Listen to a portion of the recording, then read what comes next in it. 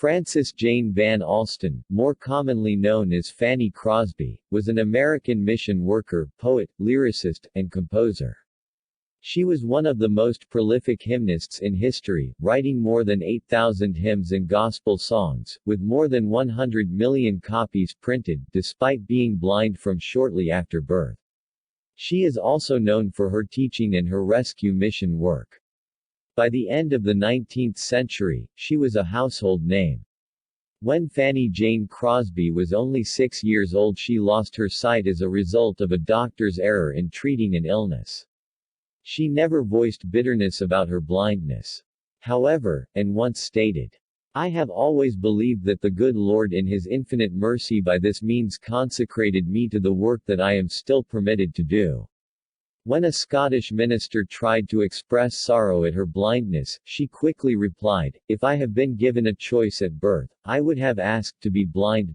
For when I get to heaven, the first face I will see will be that of the one who died for me." At age 15, she entered a New York Institute for the Blind where she received an excellent education.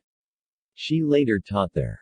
At the age of 38 she married Alexander Van Alstyne, who was also blind, who was an organist in 2 New York City churches, and his musical knowledge helped her in countless ways.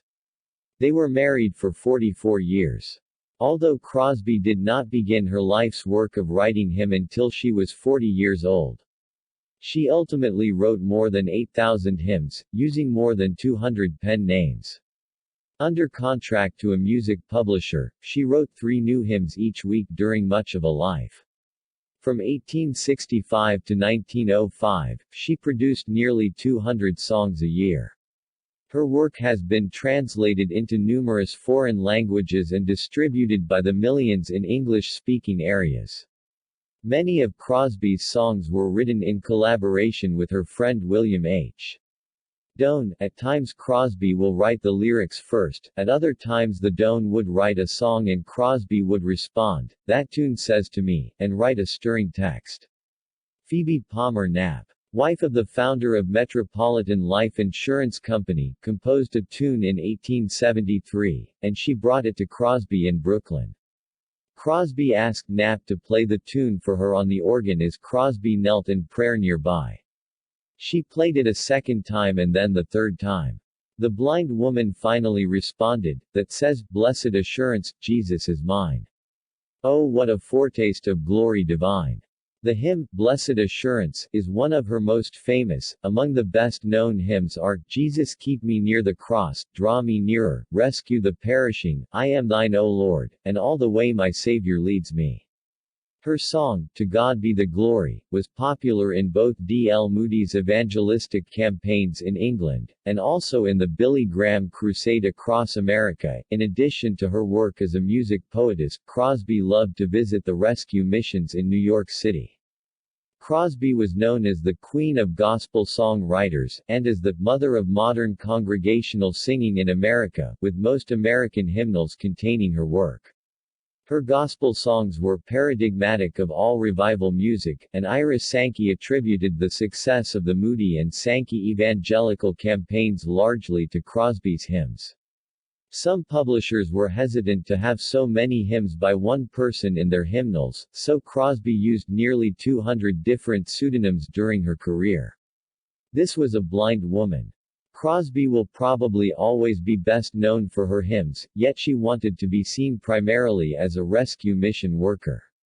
According to Keith Schwantz, at the end of her life, Fanny's concept of her vocation was not that of a celebrated gospel songwriter, but that of a city mission worker.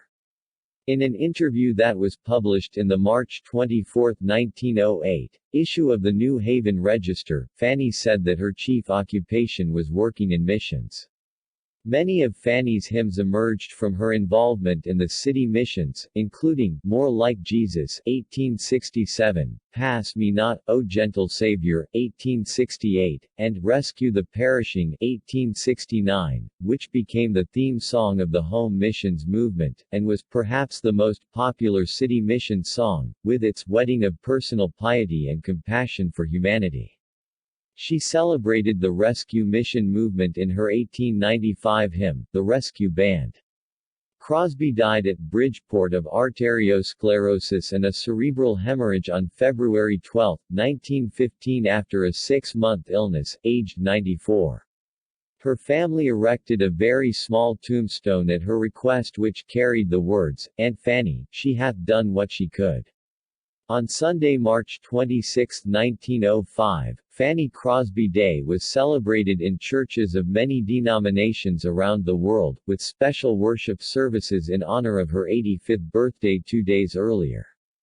Crosby allowed God use her to touch lives, and generations are being constantly talked to by God through her hymns. Crosby didn't let her condition limit her, in fact, she gloried in her condition and said, "When I get to heaven the first face I'll see, will be that of my Savior." God is still in the ministry of changing lives through people. Make yourself available. You can be a world changer. Thank you for watching, and don't forget to like and subscribe, also comment if necessary.